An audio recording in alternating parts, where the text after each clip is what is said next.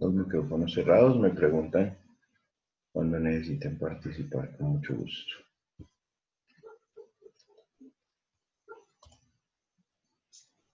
Bien, chicos, entonces continuando con nuestro tema, vamos a hablar de la piel, otro de los sentidos importantes, el tacto. Podemos decir entonces que el sentido del tacto es el encargado de la percepción de los estímulos que incluyen el contacto y la presión, los de temperatura y los de dolor también. Su órgano sensorial es la piel. ¿Qué tiene característico la piel? La piel en nuestro cuerpo es el órgano más grande que nosotros tenemos. El órgano más grande del cuerpo humano entonces va a ser la piel.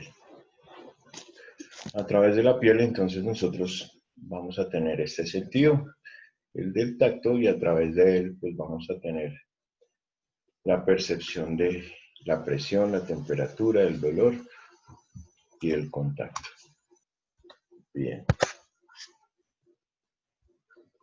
Como les acababa de decir, entonces es el órgano más grande del cuerpo humano en cuanto a superficie, en cuanto a su área y en cuanto a su peso. En adultos, la piel cubre un área de casi 2 metros cuadrados y puede llegar a pesar entre 4.5 y 5 kilogramos. Casi que es el 16% del peso corporal. El grosor de la piel pues varía desde 0.5 milímetros en los párpados hasta 4 milímetros en los talones. Sin embargo, en gran parte del cuerpo es de 1 a 2 milímetros. Estos son conceptos y generalidades relacionados con ese órgano, con la piel. Bien.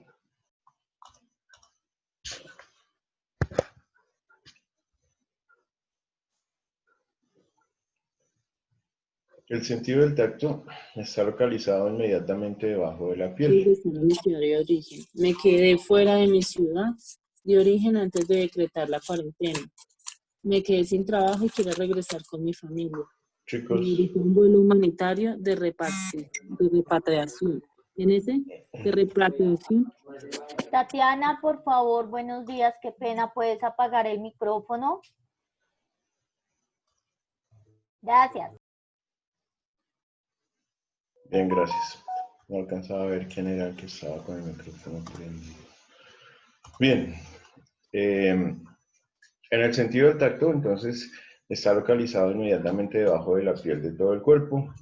En esta zona existen unos tipos de formaciones nerviosas llamadas los corpúsculos táctiles. Sus receptores sensoriales se denominan corpúsculos. Estos se encuentran resguardados en cápsulas de tejido conjuntivo y distribuidos entre las distintas capas de la piel. ¿Cuántas capas tiene la piel? ¿Quién me dice? ¿Tres? Tres. Muy bien, ¿cuáles son? Epidermis, dermis, hipodermis. Ok. En esas capas van a estar distribuidos los corpúsculos. Los corpúsculos van a ser esos receptores sensoriales. ¿Cómo se llaman los receptores sensoriales del ojo?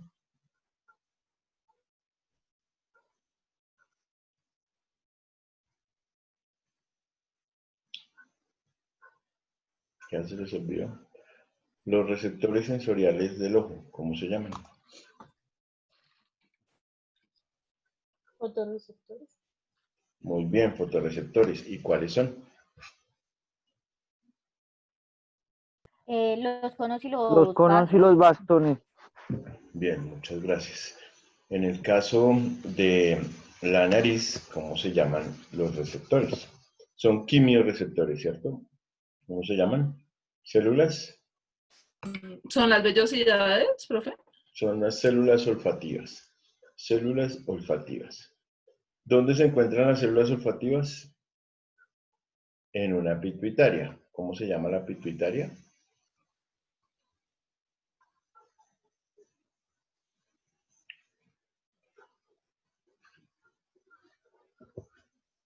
A ver si me estaban poniendo cuidado ayer.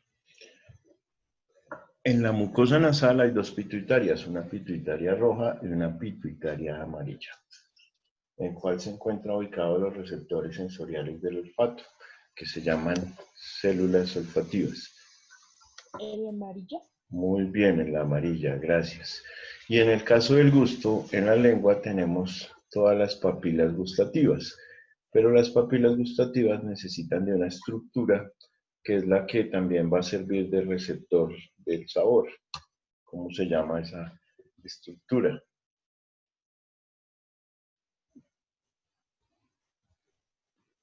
¿Los botones gustativos? Bien, muchas gracias. Los botones gustativos.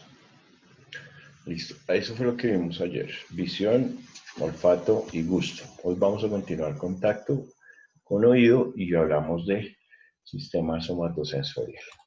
En el caso de la piel, entonces, no es ni el botón gustativo, ni las células olfativas de la pituitaria amarilla, ni fotorreceptores, sino son los corpúsculos. Los corpúsculos son todas estas estructuras que vamos a ver aquí en esta imagen. Este es un corte de la piel donde tenemos una epidermis, donde tenemos una dermis y donde tenemos una hipodermis. La hipodermis es más de tejido graso. Esas células amarillas que se ven acá son adipocitos o células grasas. Hacen parte de la hipodermis. La dermis viene a ser lo que está representado desde acá hasta las células de grasa. Y la epidermis, pues es esta primera capa que recubre toda la piel. Entonces, fíjense que aquí vamos a tener los diferentes tipos y diferentes funciones de corpúsculos. Estos no los tenemos que aprender. Entonces, tenemos los corpúsculos de Krauss. Los corpúsculos de Krauss están relacionados directamente con el frío. Corpúsculos de Krauss están relacionados directamente con el frío.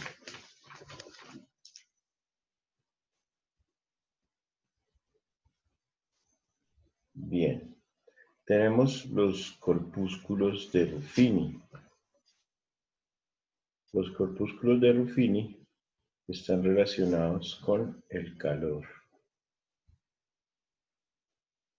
Los corpúsculos de Meissner, ellos están relacionados directamente con la sensación del tacto.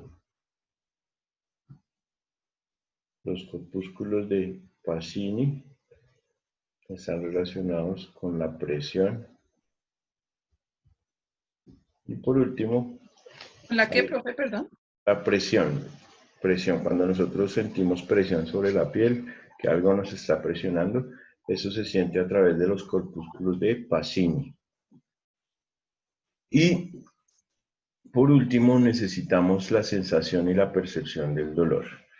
La percepción del dolor se da unas estructuras nerviosas que se llaman terminaciones nerviosas libres. Terminaciones nerviosas libres, que en esta imagen no se encuentran. Entonces, pero que nosotros las vemos acá. Estas que se ven acá, que se llaman terminaciones nerviosas libres, son las únicas que llegan a la superficie o a la epidermis. ¿De acuerdo? Y son las que nos generan la sensación o la percepción del dolor. Terminaciones nerviosas libres son estas. Siempre que ustedes vean esta imagen o esta representación gráfica, van a poder identificar las terminaciones nerviosas libres porque son las únicas que llegan a la superficie. Las otras, pues, solamente apréndanse que son Krauss, Ruffini, Pacini y Meissner y que cada una tiene una función: frío, calor, tacto y presión. Siguiente. Profe, qué pena. ¿Y las terminaciones Merkel y terminaciones Golgi también son importantes o no? Las de Merkel sí también van a estar ahí, ya las vamos a ver ahorita más adelante, pero pues esas casi que no se involucran acá. Ah, ¿Listo? ok. Ok, vale, O profe. sea, Pacini, Crusini, Ruffini, Meissner. ¿Listo? Las que les acabé de mencionar. Las terminaciones de Krauss, las terminaciones de Ruffini, las de Meissner y las de Pacini. Esas son las terminaciones de los corpúsculos. Y las libres, que están aquí, las de dolor. Entonces, fíjense, nuevamente en esta estructura vamos a ampliar un poco las imágenes y vamos a ver que las libres son esas que se ramifican y llegan hacia la parte más alta de la piel. Terminaciones libres relacionadas con dolor. Pacini dijimos que hablaban de presión, son los corpúsculos de Vater o de Pacini, son estos de acá, tienen esta forma característica. Las del frío son los corpúsculos de Krauss,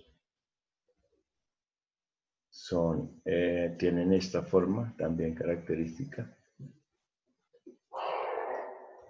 Las de Meissner son las de contacto o las de tacto o contacto, habíamos dicho tacto y contacto. Tienen esa forma característica, se encuentran acá. Y por último, el corpúsculo de Ruffini, que son los de calor, van a adoptar esta morfología o esta forma. Ahí están la epidermis, la dermis y la hipodermis, que viene a ser este tejido graso con células de adipocitos. Entonces, cuando hablamos de los corpúsculos de Meissner, nos permiten darnos cuenta de la forma, del tamaño de los objetos y discriminar entre lo suave y lo áspero.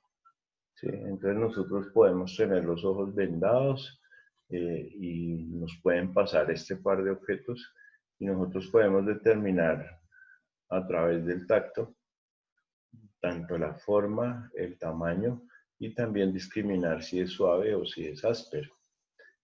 Es más, si podemos identificar hasta de qué se trata, ¿cierto? Eso es gracias a los corpúsculos de Meissner, que son los que están relacionados con el tacto y el contacto. ¿Están tomando nota? Sí, señor. Ok.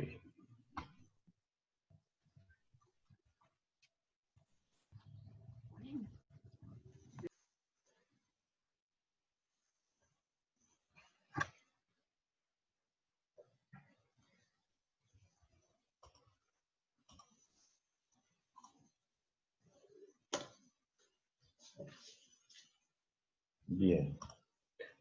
Siguiente.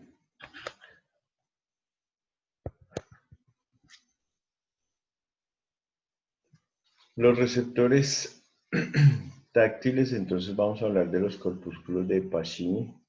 Dijimos que esos son los que determinan el grado de presión que sentimos. Nos permite darnos cuenta si los objetos son duros o son blandos. ¿Listo? Entonces, ya vimos Meissner y este es el de Pacini. Hablamos de presión y nos permite determinar los grados de presión que sentimos, si los objetos son duros o son blandos. Ese tipo de percepciones entonces las podemos lograr gracias a esos corpúsculos. Son los corpúsculos de Pacini. Corpúsculos de Pacini.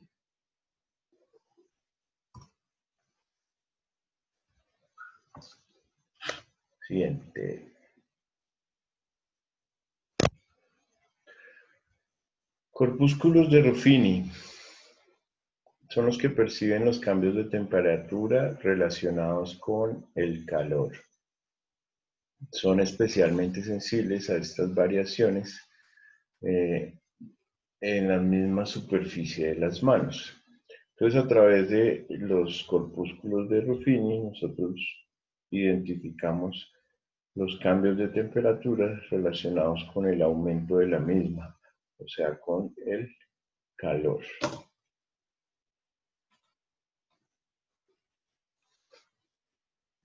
Ruffini. Entonces ya llevamos Meiner, Pacini y Ruffini.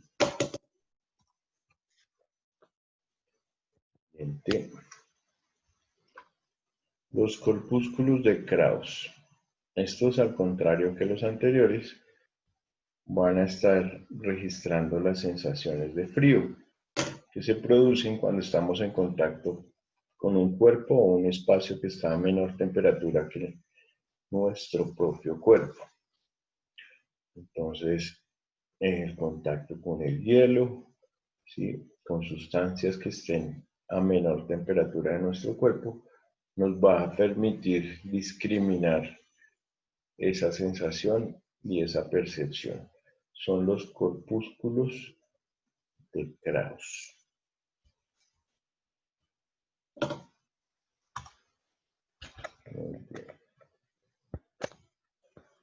Corriendo, sigo, los espero.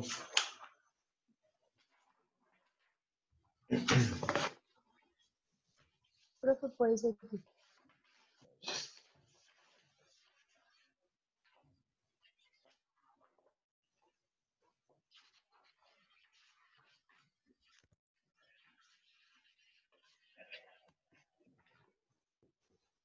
En el caso de las terminaciones nerviosas libres, pues no es diferente. Están ampliamente distribuidas en todo el cuerpo y pues son las que nos van a permitir percibir el dolor. Las terminaciones nerviosas libres son las que nos van a permitir la percepción del dolor.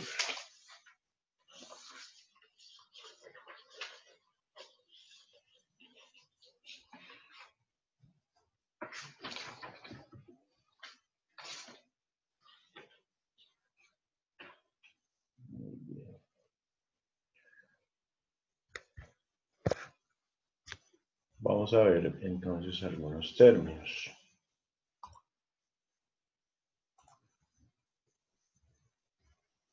A ver, muchachos, participen.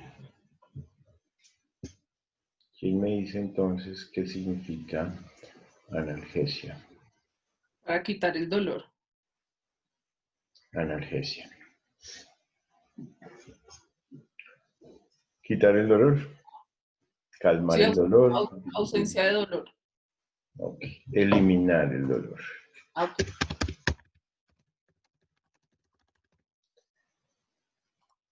¿Qué significa entonces hiperalgesia? Mucho dolor. Aumento. ¿Aumento? Exagerado dolor. Sí, es un dolor exagerado, una percepción exagerada del dolor. Hay personas que tienen distintos umbrales de tolerancia al dolor, ¿cierto? Entonces es una percepción exagerada. Y eso es muy común, ¿no? Hay personas que realmente experimentan un dolor más intenso que otras. Eso se ve muy frecuentemente, por ejemplo, en una sala de partos. Cuando hay mujeres que están de repente muy tranquilas en su proceso de parto, hay otras que realmente el dolor es tan fuerte que no las deja estar. Hipoalgesia. Disminución, lo Disminución opuesto del dolor. de hiper. Poco dolor, sí. Disminución de la sensibilidad dolorosa, sí. Bien. ¿Qué es entonces una parestesia? ¿Quién me dice? ¿Sensaciones anormales? Sensaciones anormales. Es como que, a ver, exactamente. Como que ¿Cosquilleos? En algún sitio o algo. Sí, es sentir como pinchazos, adormecimientos, quemaduras, cosas relacionadas con nuestro cuerpo, pero que son anormales. O sea, no hay una causa que las genere. Si digamos, yo estoy tranquilo, estoy durmiendo y empiezo a sentir corrientazos, dolores. En ciertas partes de mi cuerpo a eso se le denomina parestesia. Eso es como cuando se le duerme, digamos, como la pierna a uno y uno empieza a sentir como esos cositos o no. Exactamente, eso se Profe, llama pero parestesias y disestesias. eso no tendría como una reacción del sistema nervioso. Claro, eso es del sistema nervioso, pero hace parte de la piel. O sea, tú lo sientes sobre la piel. Ah, ok. Profe, Sí, eso porque es cuando, digamos, tú puedes a uno, experimentar calor, frío en la piel o cambios relacionados con tu piel como tal. Dime, ¿cuándo qué? es cuando, digamos, a uno lo operan y le hacen, bueno, la cicatriz queda, pero como que el tejido se muere y uno ya no siente dolor, ya no siente ese tejido, ¿sí? Puede Digamos ser. que eso es más como una hipoestesia. Esa sí es la disminución de la sensibilidad, pero es Ok. patológica.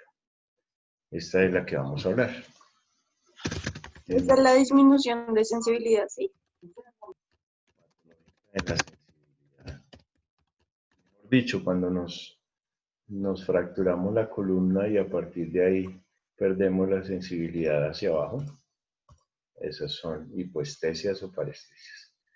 Profe, pero una pregunta, no necesariamente tiene que ser que se fracturó la columna o algo así, o puede ser, digamos, que se le No, haya corrido un disco o algo así. puede ser alguna otra enfermedad del sistema nervioso, una enfermedad desmielinizante, la esclerosis múltiple, el Guillain-Barré, lo que sufría Diomedes Díaz, son enfermedades degenerativas o autoinmunes. No necesariamente son fracturas siempre o luxaciones o cortes de la médula, ¿no? Ah, ¿Listo? ok, gracias. Hiperestesia. Sería Eso es lo contrario, como ¿no? exagerada patológica de la sensibilidad. Ese sí es como dolor de la sensibilidad, aumento de dolor de la sensibilidad. De la sensibilidad táctil, sí. Es un aumento en la sensibilidad táctil relacionada con el dolor. Muy bien. Uy, profe, tengo una duda. ¿Puede aparecer las dos? ¿La hipoestesia y la hiperestesia? No, la hipo es disminución de la sensibilidad Es que, y la hiper es el aumento de la sensibilidad pero bueno, y esa hiperestesia puede ser dentro de, como en los músculos. en la piel. Estamos hablando de la sensibilidad táctil. Sí, es que tengo una duda. Tengo una persona que sufre de hipoestesia, ¿sí? O sea, no siente la piel de las piernas, Sí, eso es ¿sí? muy común en los diabéticos, por ejemplo. Bueno, dime, continúa. Pero le causa mucho dolor por dentro, o sea, dentro sí siente mucho dolor. Sí, lo que pasa es que, a ver, nosotros hablamos en este caso del dolor táctil, ¿sí? Sí. Del dolor táctil, o sea, si yo toco, pierdo sensibilidad, ¿sí? No Eh, siente, sí, no siente. Sin embargo, ten en cuenta que nosotros tenemos 5 corpúsculos o 5 marcadores de sensaciones. Unos de tacto, unos de frío, unos de presión, ¿sí? Pero hay unos que son específicamente de dolor. Claro, el dolor no se limita a la piel. Cuando nosotros tenemos una neuropatía o un dolor, pues eso puede incluir obviamente los músculos, hasta los mismos huesos en algunos casos. Puede llegar a ser muy profundo dependiendo de la enfermedad que tengamos. En este caso específico que estamos hablando de la piel, pues estamos dando algunos ejemplos de lo que puede pasar en la piel. Sin embargo, una enfermedad como la diabetes, pues te va a afectar la piel, te va a afectar el músculo, te va a afectar el nervio, y de ahí hacia atrás, pues puede ir afectando otros órganos, ¿sí? Una enfermedad generalmente cursa con muchos síntomas, ¿de acuerdo? Ok, no, es que pensé que se podía aparecer las dos. Sí, digamos que tú en unos sitios de tu cuerpo puedes tener hipoestesias, o sea, que pierdas sensaciones, pierdas o disminuya tu sensibilidad, y en otros se te puede aumentar al mismo Ok. tiempo, pero no en el mismo sitio. Ah, bueno, profe. Gracias. Y la anestesia, entonces, ¿qué viene a ser? Por eso tiene que estar subiendo y Es que no bajando. siente dolor. Porque vuelva a cargar y ya. Anestesia es entonces. Que no siente dolor, que hay ausencia del dolor. Pero eso es temporal, ¿cierto? Exactamente, temporal. La ausencia temporal, que puede ser directa o indirecta, puede ser provocada, ¿sí? ¿Qué tipos de anestesia tenemos nosotros? Tenemos la anestesia local, la anestesia regional y la anestesia general, ¿cierto? ¿Cuál es la anestesia? La anestesia local.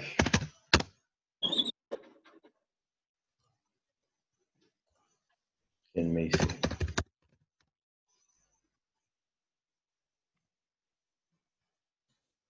Un ejemplo de anestesia local. A ciertas partes del cuerpo, Dime.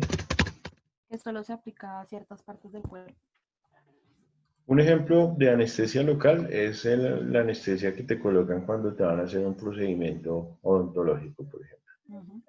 Entonces te duermen solamente ese nervio sobre el cual van a trabajar, por decirlo de alguna manera. Otro ejemplo de anestesia local. Chicos, los micrófonos, por favor, gracias. Lo voy a poner a cargar. ¿Podría ser la cesárea? Laura, por favor, ¿puedes silenciar tu micrófono? Gracias. Ven, yo lo silencio desde acá porque... Bueno. Entonces, otro ejemplo de anestesia local viene a ser cuando nos van a hacer una sutura de una herida. Cuando nos hacemos una lesión sobre la piel y necesitamos cogerle puntos, entonces generalmente anestesiamos solamente la parte que donde vamos a realizar la sutura o el procedimiento. ¿De acuerdo? Cuando vamos a hacer, en el caso de la anestesia regional, quiere decir que vamos a bloquear la sensación de dolor de una región completa del cuerpo. Los ejemplos más comunes para eso es la raquia medular, en el caso de la cesárea, sí, y de otros procedimientos abdominales, no solamente se limita a la cesárea, también en el caso del apéndice, hay varios procedimientos abdominales que se pueden hacer a partir de ese tipo de anestesia. Listo. Y el general, pues es cuando vamos a bloquear toda la sensibilidad del cuerpo. ¿Cierto?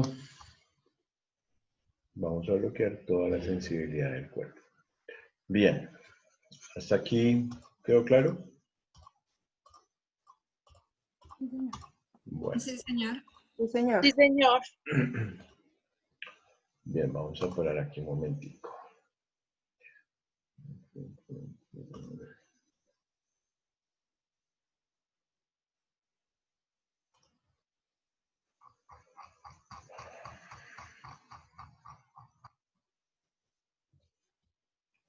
Muchachos, ustedes no me están enviando la asistencia por los grupos, ¿no? No la tengo hasta ahora. Pues veo que están como muy metidos en el tema últimamente. Brian Aguilera, ¿está?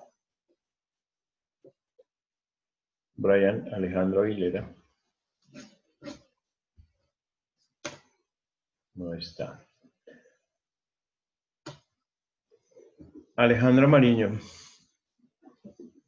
Presente. Bien, denme un segundito, vamos a parar aquí la grabación.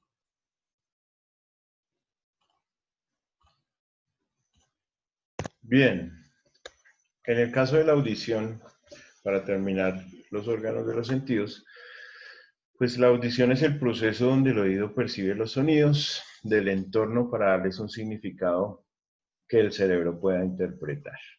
El sistema auditivo va a recibir ondas sonoras, por lo que recibe ondas sonoras ¿Qué tipo de receptores va a tener entonces nuestro oído? ¿Quién me dice? ¿Cuáles son los receptores o qué tipo de receptores? ¿Son quimiorreceptores, fotorreceptores? ¿Qué tipo de receptores vamos a tener en el oído? Mecanorreceptores. Bien, mecanorreceptores. Entonces, en la audición lo que vamos a tener son mecanorreceptores. Vamos a tener una conducción aérea y una conducción ósea. La conducción aérea, que es la que recibe las ondas de aire que vienen desde el exterior, es el sonido que vamos a percibir en el conducto auditivo externo y en el oído medio. En el conducto auditivo externo y en el oído medio tenemos la conducción aérea. Y la conducción ósea es una transmisión directa que se da de las ondas sonoras a la cóclea a través del cráneo. Ese tipo de conducción ósea es la que va a realizar lo que hemos denominado la transducción. Bueno, ¿quién me recuerda entonces qué es lo que pasa en ese proceso? La transducción. ¿Un intercambio de células? ¿Perdona? ¿Es un intercambio de células? Se transforman las vibraciones sonoras a sonidos. A estímulos nerviosos o a información nerviosa. Entonces es convertir todo lo que percibimos del ambiente, convertirlo en información nerviosa. Entonces esa transducción se da a través de la conducción ósea. Los dos primeros partes de nuestro oído, el oído externo y el oído medio, tienen conducción aérea, solo van a llevar las ondas de sonido. Bien.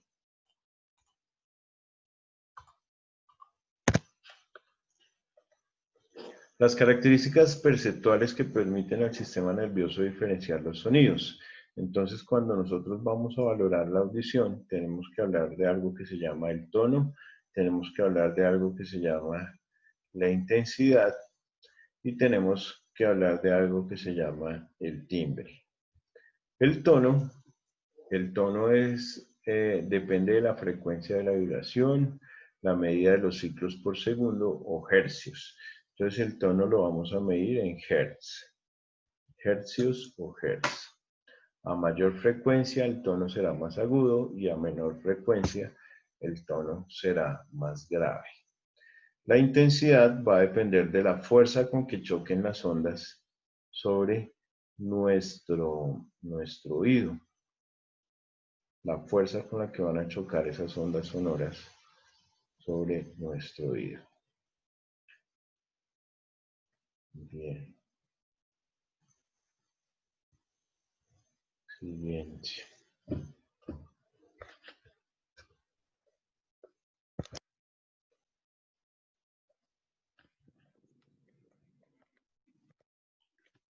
Bueno, vamos a volver aquí a la parte de la anatomía del ojo. Ayer habíamos mostrado que tenemos un oído externo, un oído medio y un oído interno. En la presentación, en la diapositiva anterior, hablamos de dos tipos de conducción. Una conducción que dijimos que era aérea y una conducción que dijimos que era la conducción ósea. La conducción aérea se limita al oído externo y al oído medio, y la conducción ósea está relacionada con el oído interno. Las ondas sonoras ingresan por el oído, atraviesan todo el conducto auditivo externo, llegan a la membrana timpánica donde van a rebotar y van a generar una vibración. Ese aire o esas ondas de aire van a entrar a esa cadena de huesecillos que es el martillo, el yunque y por último el estribo. Esos tres huesecillos hacen parte o forman lo que denominamos el oído medio. Por acá sigue siendo ondas de sonido lo que se transmite. Una vez ingresan al oído interno, ya la conducción aérea se pierde y se continúa con una conducción denominada conducción ósea. Aquí en el oído interno es donde se va a llevar a cabo la transducción de esos mensajes de ondas en una información nerviosa. Este vendría a ser el nervio auditivo. El nervio auditivo entonces lo vamos a encontrar o lo vamos a formar a partir del oído interno. Entonces, ¿quién me recuerda en relación al nervio auditivo qué par craneal es?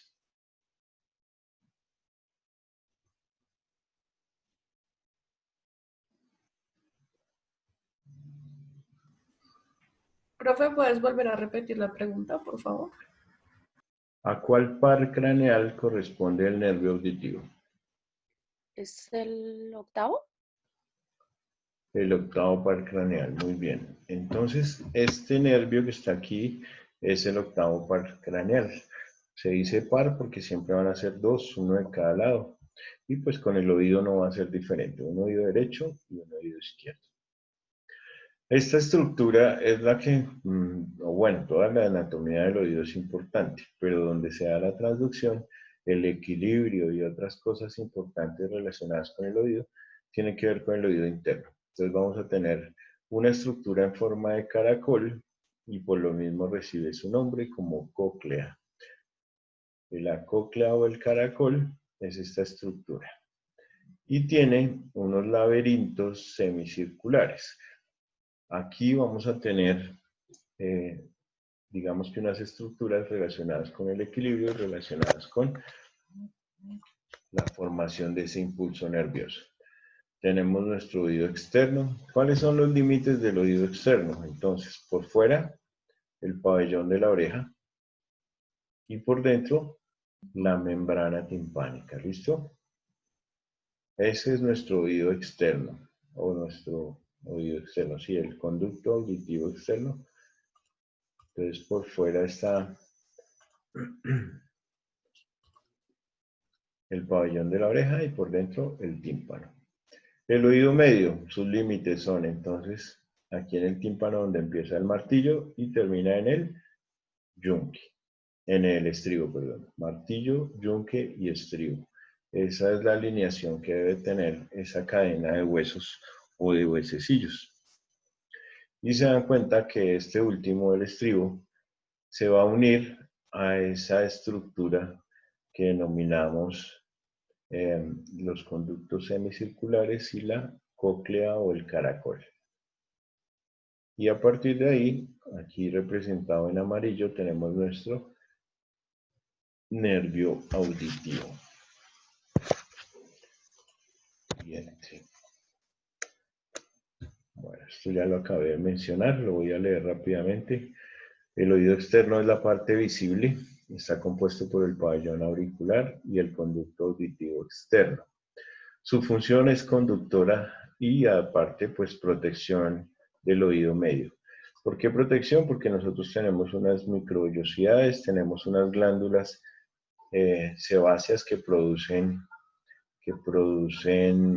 cerumen, y la cera que se produce al interior de los oídos pues es una sustancia diseñada para proteger el oído.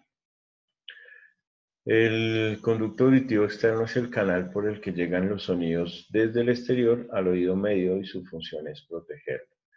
Dentro del conducto auditivo externo están las glándulas que lubrican y secretan el cerumen, que junto con los pelos sirven de protección contra cuerpos extraños. Hay personas que producen cerumen en exceso, tanto que pueden llegar a ocluir o a tapar el oído. Se llaman así, tapones de cerumen. Esto ya lo vimos, son las mismas estructuras que ya les he venido mencionando. Ya tenemos claro que las vibraciones de aire son las ondas que traen el sonido y que lo desplazan hacia el oído medio y hacia el oído interno.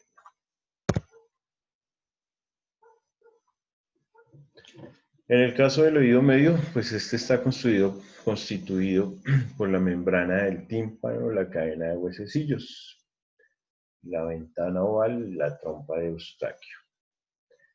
Vamos a aumentar un poquito la imagen. Su función es de transmitir y amplificar el sonido por acción de estos huesecillos. Entonces aquí tenemos el tímpano, que es el límite entre el oído externo y el oído medio, es el tímpano. Tenemos el martillo, tenemos el yunque y tenemos el estribo. Tenemos algo que se llama la ventana oval.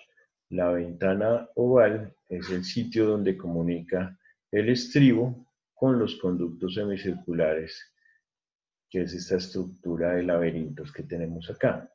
Y tenemos algo que se llama la trompa de Eustaquio. ¿Qué es la trompa de Eustaquio? ¿Alguno de ustedes sabe? ¿Me puede decir?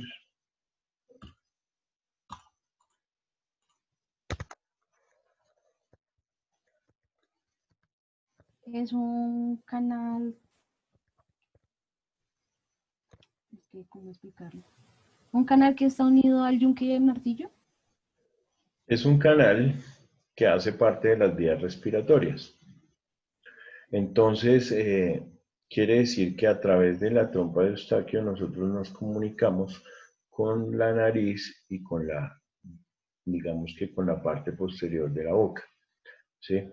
Entonces, por eso cuando nosotros hablamos de las especializaciones médicas, hay una que se llama otorrinolaringo.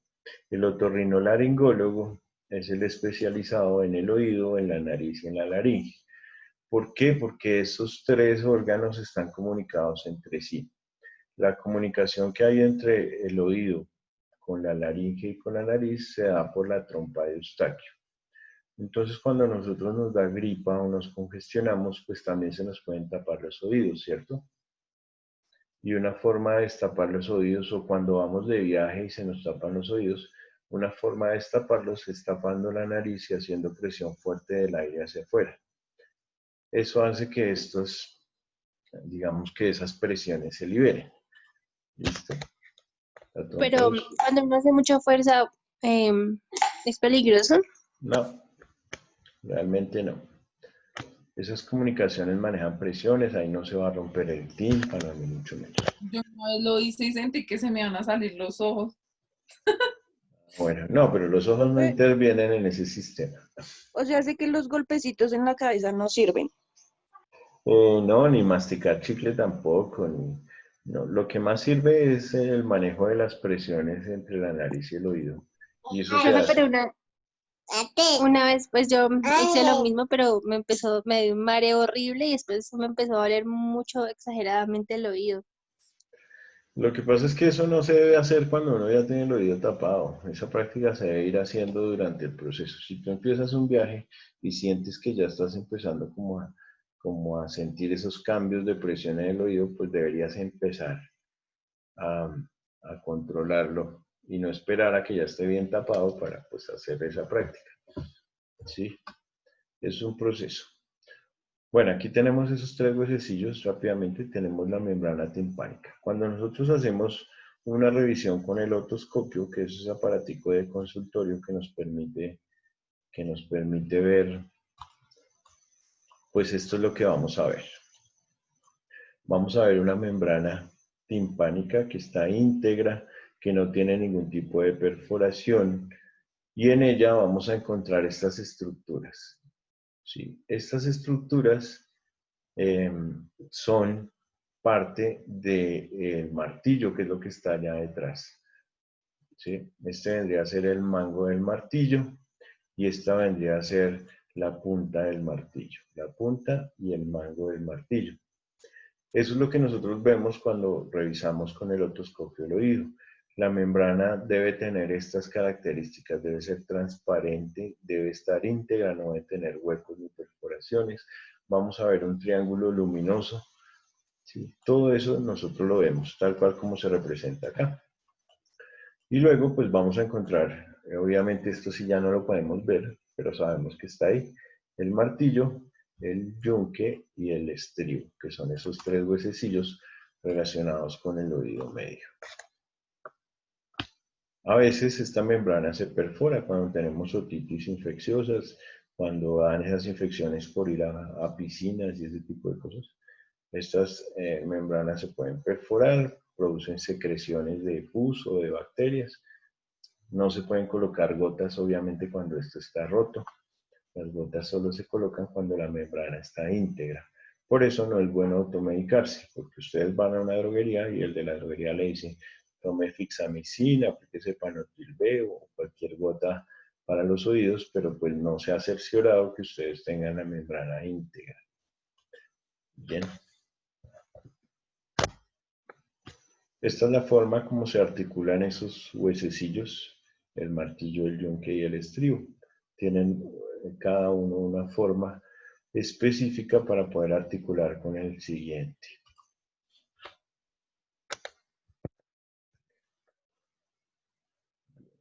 Al oído interno se le conoce también como laberinto, precisamente por sus formas semicirculares que tiene y ese conjunto de conductos o de cadenas. En ese espacio nosotros vamos a discriminar la intensidad, la duración, el tono y el timbre de los sonidos, o sea, es una parte muy importante. Consiste en una cavidad llena de líquido. La onda o vibraciones sonoras se convierten en impulsos nerviosos. Eso ya dijimos cómo se llama transducción, convertir las ondas sonoras en impulsos nerviosos. Bueno, fíjense que aquí tenemos nuestra trompa de Eustaquio, ¿sí? Se llama trompa faringotimpánica, porque comunica la faringe con el tímpano. Y pues por acá es que liberamos las presiones y liberamos ese oído tapado cuando viajamos. Tenemos la cadena de huesecillos, el martillo, el yunque, el estribo, la ventana oval, que es el sitio donde va a ingresar, donde se va a ingresar esas estructuras.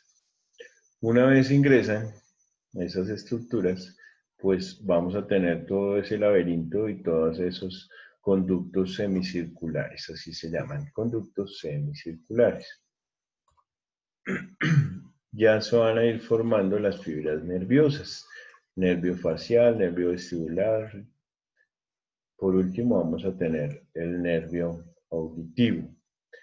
Esta es la cóclea o caracol, que pues no la vamos a confundir porque tiene su forma muy clara o característica.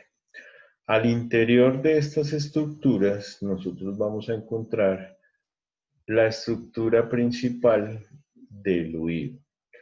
Así como hemos dicho que la estructura principal del sistema nervioso es la neurona, así como hemos dicho que la estructura principal del sistema respiratorio es el alvéolo, así como hemos dicho que la estructura principal del riñón es la nefrona, pues en el caso del oído, la estructura principal se llaman los órganos de Corti. Estos órganos de Corti tienen la característica de que van a recibir las células ciliadas relacionadas con la audición. ¿Listo? También son las que van a estar moviéndose de manera dinámica para generar un equilibrio. Nosotros tenemos un equilibrio estático y tenemos un equilibrio dinámico. ¿Qué quiere decir eso? Cuando hablamos de equilibrio y lo dividimos en dos, en estático y en dinámico. ¿A qué le suena eso? A quieto y con movimiento, pero... Claro, entonces cuando nosotros estamos quietos y de pie, pues no nos podemos caer y eso depende de ese equilibrio dinámico. Estas estructuras de células ciliadas adoptan una posición en la cual nosotros vamos a obtener ese equilibrio. Y cuando empezamos a movernos, a caminar, a correr, a saltar, a bailar, a cualquier tipo de movimiento, pues esas mismas células se mueven, digamos que de manera alterna con nosotros y nos van a generar ese equilibrio dinámico. ¿Listo? El dinámico y el estático entonces tienen que ver con esas células importantes.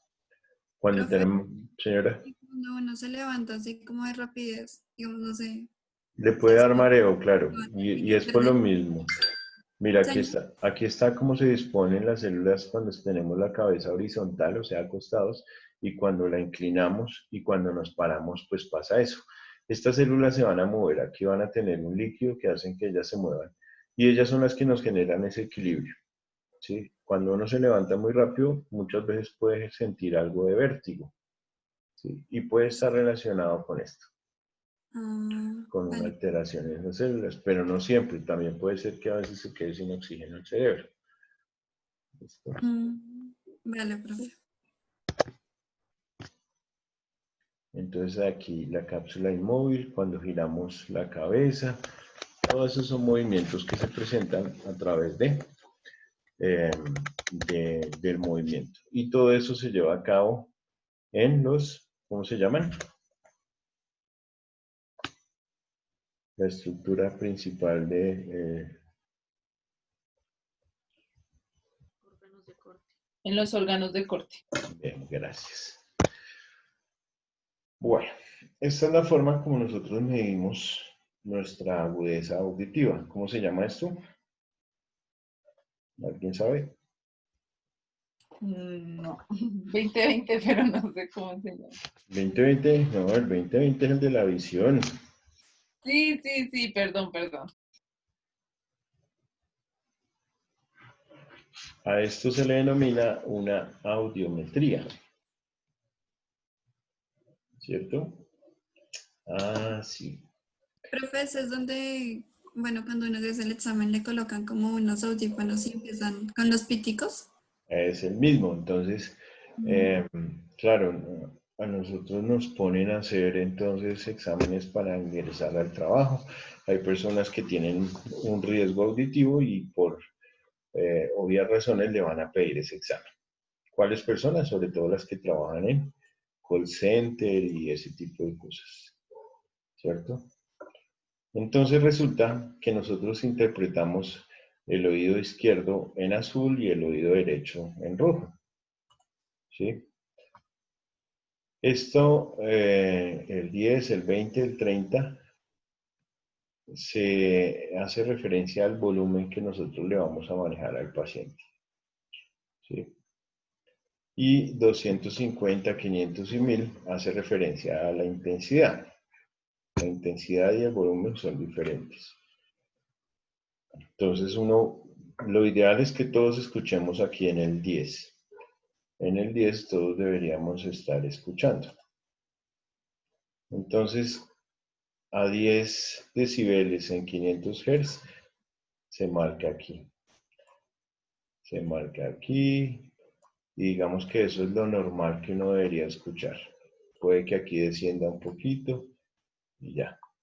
Eso se considera medidas normales. Luego lo que hacen es medir o unir estas líneas y esto se consideraría el oído derecho normal.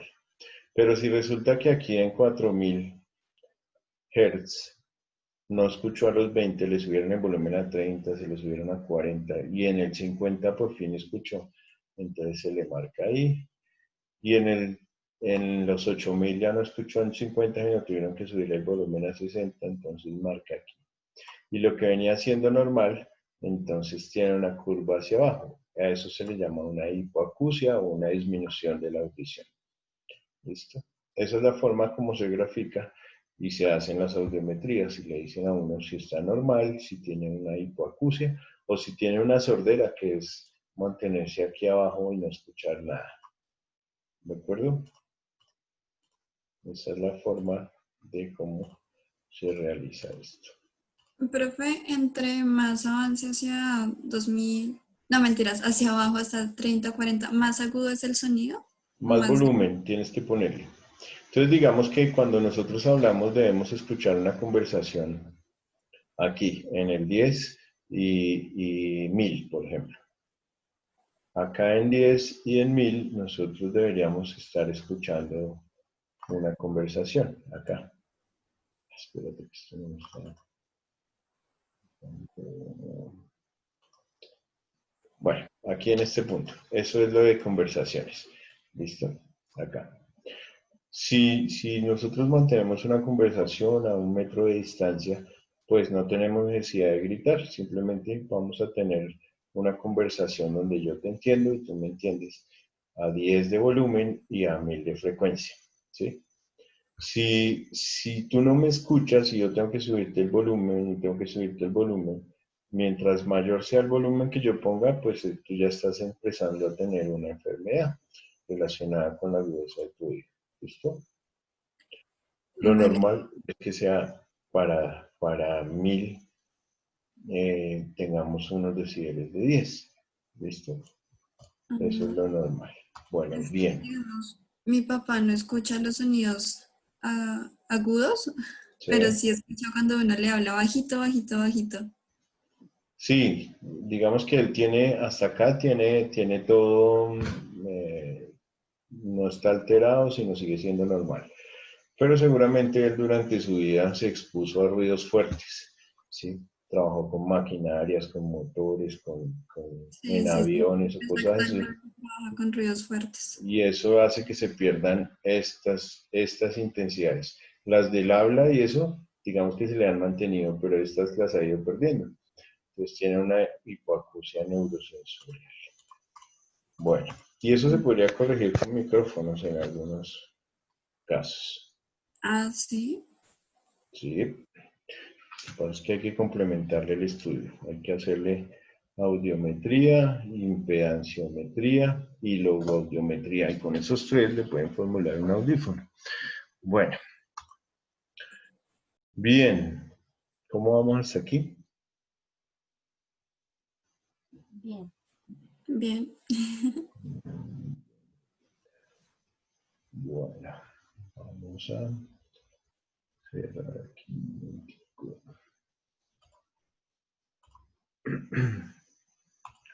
Espérenme un segundo, terminamos esta presentación.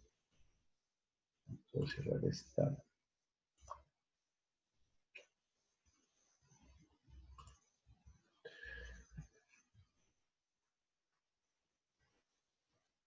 Bueno, bien, vamos a continuar para que nos alcance el tiempo.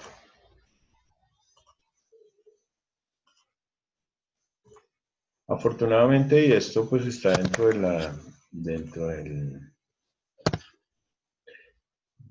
mismo tema, o sea, aquí no nos estamos yendo para otro lado. El sistema somatosensorial tiene que ver exactamente con el movimiento y con los sentidos.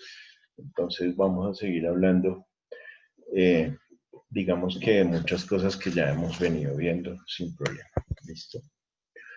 Aquí tenemos una imagen donde podemos visualizar cómo es que se comportan las estructuras de nuestro cráneo en relación a nuestro cerebro, ¿cierto?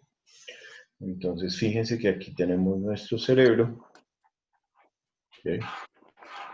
Y tenemos las capas que lo van a recubrir. Bueno, entonces, como ustedes están tan pilos y me van a decir cuál es esta capa que tenemos acá. La primera capa que está sobre nuestro cerebro, ¿cómo se llama? ¿Aracnoide? No. Ah, no, la pia madre, perdón, pia madre. Entonces la pia madre es esa capa íntima que va ligada al, bueno, pues esto con ese color que no se ve, que va ligada al cerebro.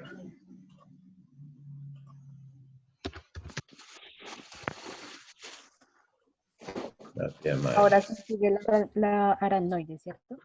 Luego sí tenemos entonces la aracnoides.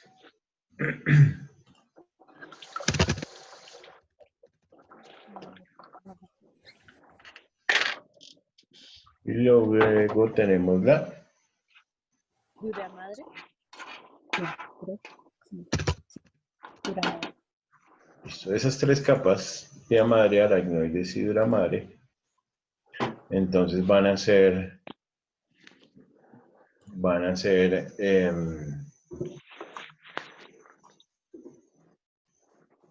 lo que denominamos en su conjunto las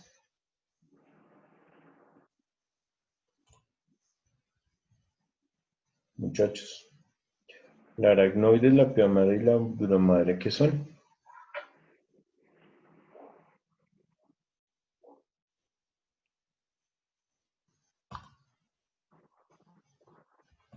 Uno, solamente uno, ninguno. Las meninges, las meninges. las meninges.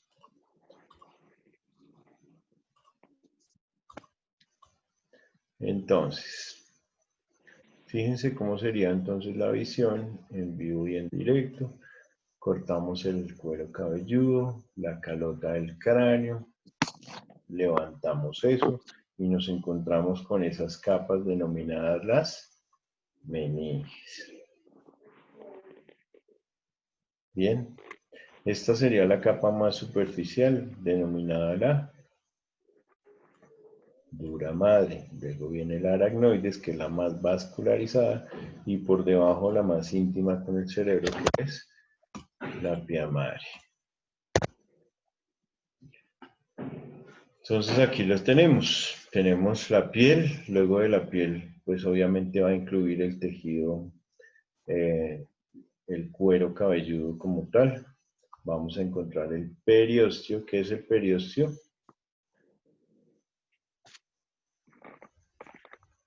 La capa que recubre los huesos. Siempre los huesos van a estar forrados con una lámina denominada periósteo, porque los recubre. Luego sigue el hueso, que está cubierto por su correspondiente periósteo. Y a partir de ahí, pues vamos a encontrar la dura madre, la aracnoides y la pia madre. Y debajo de la pia madre, pues ya tenemos nuestro tejido nervioso. Llámese cerebro, cerebelo, bulbo o médula. Estas tres capas, dura madre, aracnoides y pia madre, van a acompañar al tejido nervioso en todo su recorrido. Siguiente. Hay unas áreas que se denominan las áreas de Brodmann. Esas áreas de Brodmann son importantes en relación a que un científico pues le dedicó su tiempo a estudiar y a clasificar las áreas de Brodmann. ¿Han escuchado hablar de ellas? No, profe. No.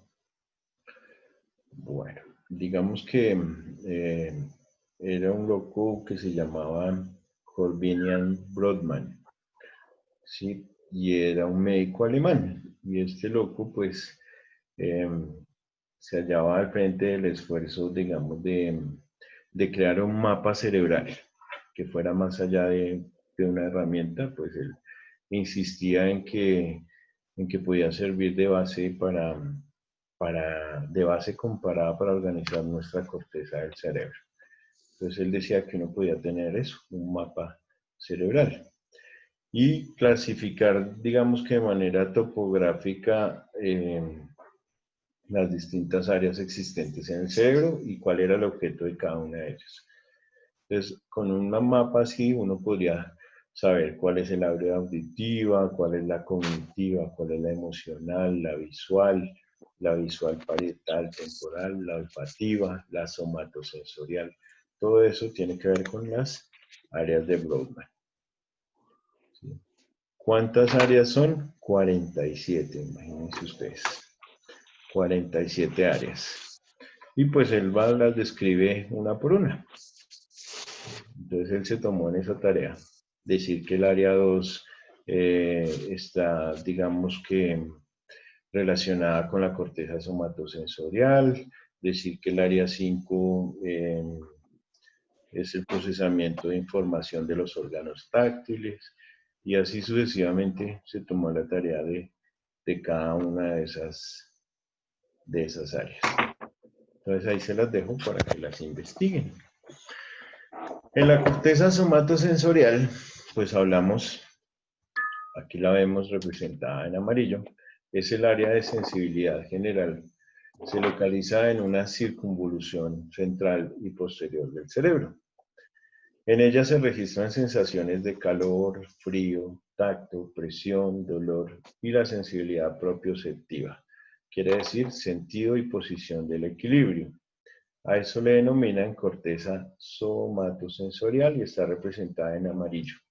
Se localiza en una circunvolución cerebral, que es una circunvolución central y posterior. ¿Quién tiene el micrófono abierto, muchachos? Luz Ángela será, vamos a bloquearle aquí el sonido. Ya. Profe, ¿te podrías devolver un poquito, por favor? Listo. Listo, profe.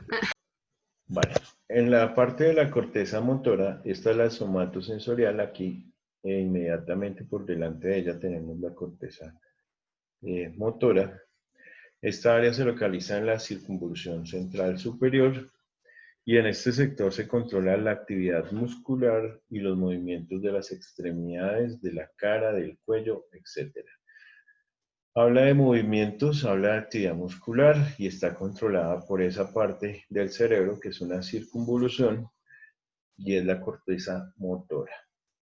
Entonces ya tenemos la somatosensorial que habla de sensaciones y la motora que habla de movimiento muscular. Siguiente. Aquí las podemos ver. Listo. Somatosensorial en verde y motora en azul. Esa es la forma como se vería si nosotros ampliáramos ese plano, si hiciéramos una disección, si pudiéramos abrir esa parte del cerebro. Y fíjense que sobre estas mismas circunvoluciones se tomaron la tarea de dibujar partes de nuestro cuerpo humano. ¿Sí? A esto se le denomina el homúnculo sensitivo. Es este que está aquí. Homúnculo sensitivo es una representación gráfica de un ser humano, pero que tiene ciertas características morfológicas. Fíjense cómo lo dibujan acá sobre la corteza y fíjense cómo lo representan si tuvieran que dibujarlo de alguna manera. ¿Qué quiere decir un homúnculo sensitivo? Si ustedes ven esa imagen, ¿qué pueden percibir de ella?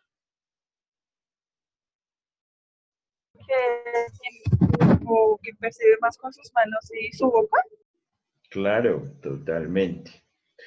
Los homúnculos sensitivos son una representación gráfica de las partes más sensibles a las percepciones táctiles, ¿sí? O a muchos otros estímulos.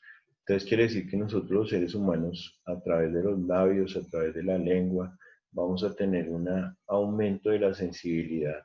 Lo mismo que en nuestras manos y lo mismo que en nuestra área genital. Mientras que hay otras partes del cuerpo que son menos sensibles. La nariz sigue siendo algo sensible, los oídos también. Pero hay otras partes del cuerpo que no. ¿Listo?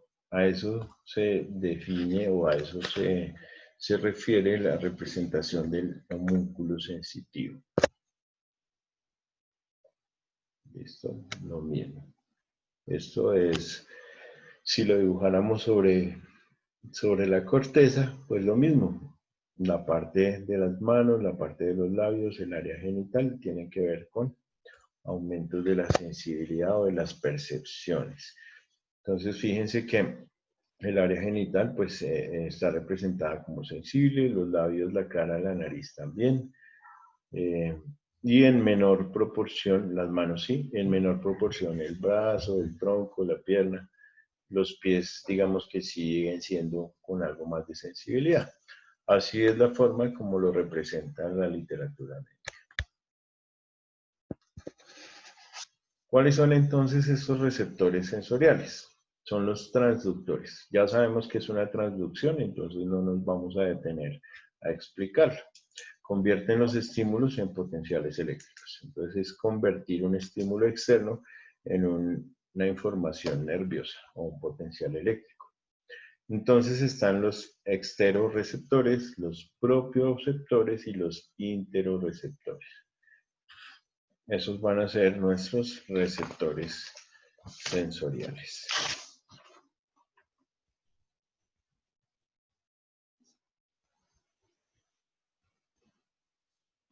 Bien. Cuando hablamos de exterocepción, incluye los 5 sentidos tradicionales. Entonces aquí no hay nada nuevo para nosotros. ¿Cuáles son los los receptores o exterocepción? Si yo les hago esa pregunta en un examen, entonces ustedes simplemente me van a decir que son los 5 sentidos tradicionales y me los pueden denominar o enumerar. Esa puede ser una pregunta abierta de un examen, ¿cierto? Visión, audición, olfato, gusto y tacto. Listo, y ya, todos pasaron. Exterocepción. ¿Por qué se llaman exterocepción? Porque reciben los estímulos ¿desde dónde? Desde el exterior. Del exterior. Exactamente, desde el exterior o desde el medio ambiente o del espacio que nos rodea. ¿A través de dónde los recibe? Pues a través de nuestros órganos de los sentidos que los acabamos de ver. Piel, gusto, oído, nariz y ojos. Listo. Siguiente. La propiocepción. Esta es importante porque es la capacidad de ubicar el propio cuerpo en el espacio. Entonces, nosotros nos ubicamos en el espacio, mantenemos o adecuamos una posición en nuestro espacio, cambiamos de sitio, nos movemos, utilizamos todo nuestro sistema muscular y esquelético para que nosotros podamos movernos y mantenernos en un espacio determinado. Poder caminar, bailar, saltar, danzar, lo que a ustedes se les ocurra, hacer ejercicio.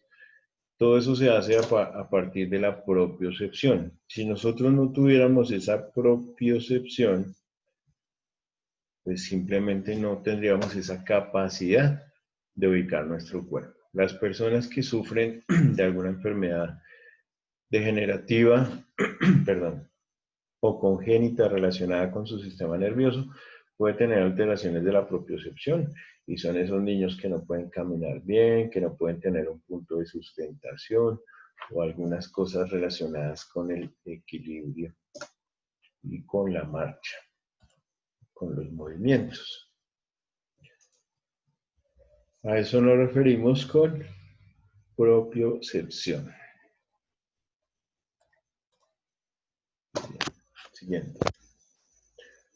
Aquí continuamos en propiocepción. En general se divide en sentido sinestésico y en sentido vestibular.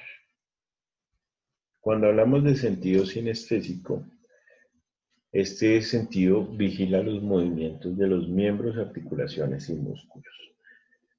Entonces, la propiocepción relacionada con la sinestesia tiene que ver con todos los movimientos que tenemos nosotros en nuestras extremidades, nuestras articulaciones y los músculos, que son esos órganos que nos van a generar el movimiento a través de sus contracciones y sus relajaciones.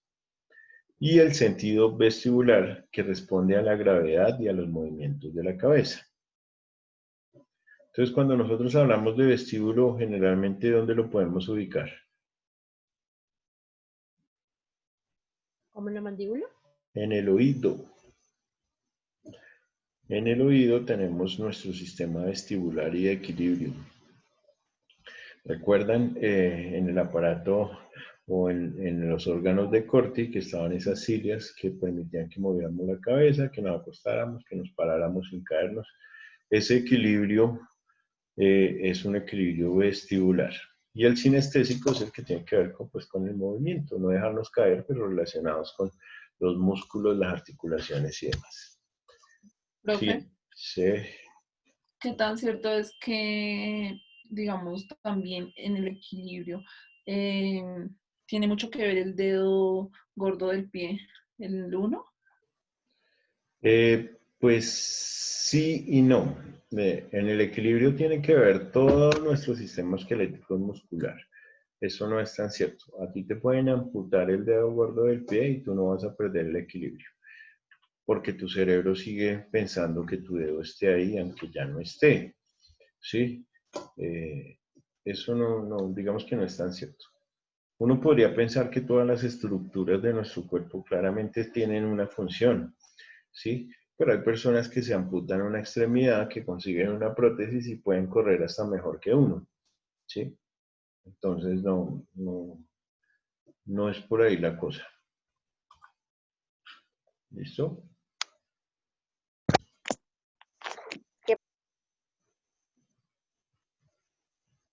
Interocepción. ¿Qué significa interocepción? Capacidad de reconocer estímulos internos que actúan sobre las vísceras. Según esa definición, ¿quién me da un ejemplo?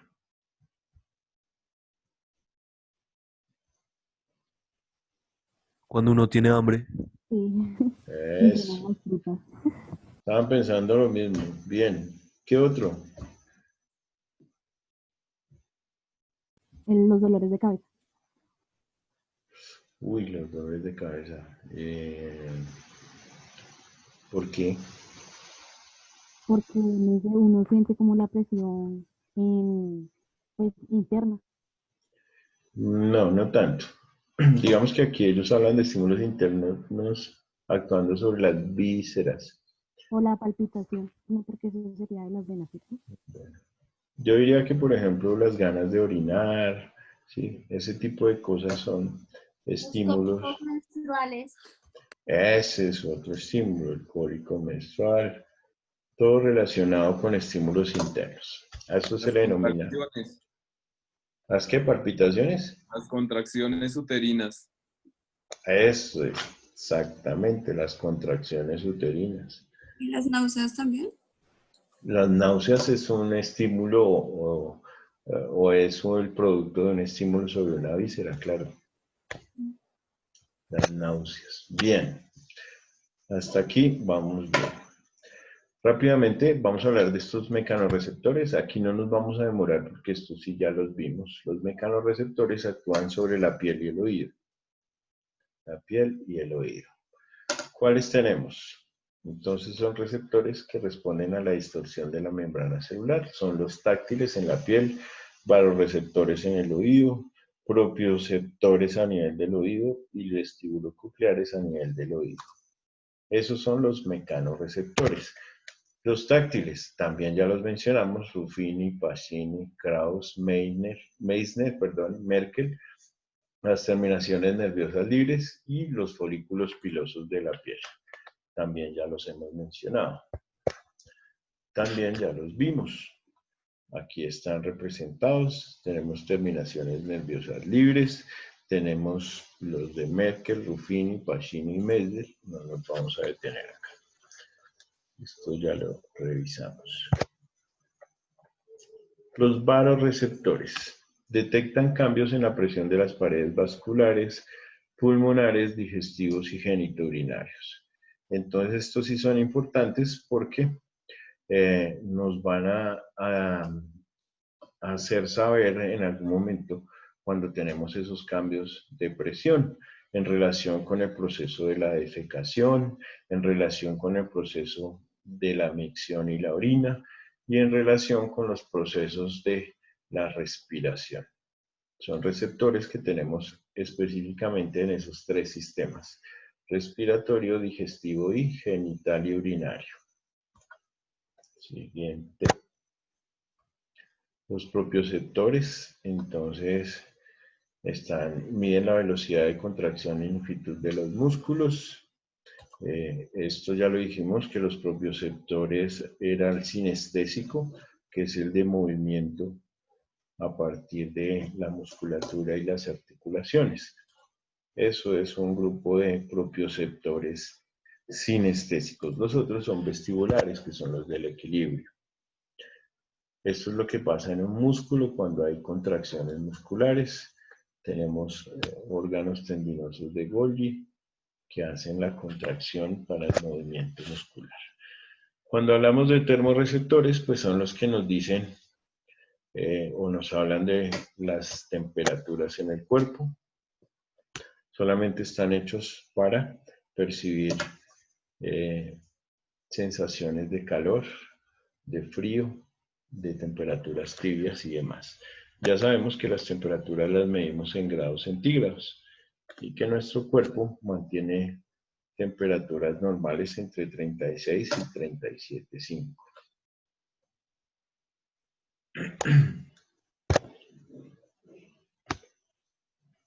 El dolor.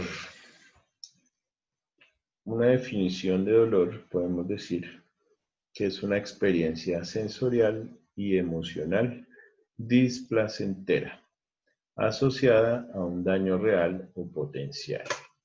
Pregunta de examen. Experiencia sensorial y emocional displacentera asociada a un daño real o potencial. Eso es el dolor.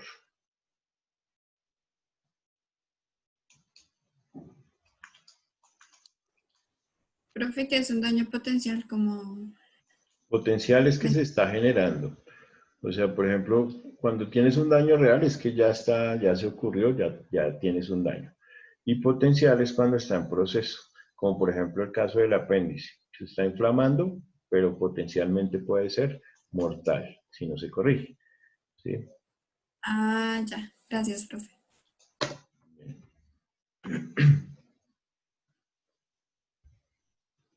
Siguiente. Y por último hablamos del miembro fantasma. ¿Quién me explica entonces qué significa eso con sus palabras? Eso. Cualquiera de ustedes. Lo del miembro fantasma, profe. Sí. Cuando el cerebro imagina que hay algo que en verdad no hay, como cuando hacen esos experimentos de que ponen un espejo en la mitad de las manos y uno mueve una mano y piensa que es su mano izquierda, por ejemplo, la que nos está viendo, pero no, porque no está. O siente dolor y su cerebro le hace creer que siente dolor en una parte que no tiene en su cuerpo. Bien, muy bien, Luisa, gracias. O profe, o podría ser cuando le amputan un dedo a una persona y la persona sigue sintiendo el dolor en ese dedo. ¿Eso podría ser también? Claro, total. Las dos tienen razón. ¿Sí? Sin embargo, pues en el caso del miembro fantasma, está muchísimo más relacionado en cuanto a experiencia con que le retiren a uno, le amputen o le quiten una parte de una extremidad. Esas personas que tienen que perder sus piernas, sus brazos por alguna condición médica o por algunas lesiones graves, ellos una vez pierden su extremidad, su cerebro como que no lo admite. El cerebro sigue teniendo sensaciones de dolor, sensaciones de movimiento en una extremidad que ya no existe. A eso se le denomina el miembro fantasma. Muy bien. Bueno, perfecto. Bueno, chicos, vamos a dejar un momentico aquí, vamos a parar la grabación.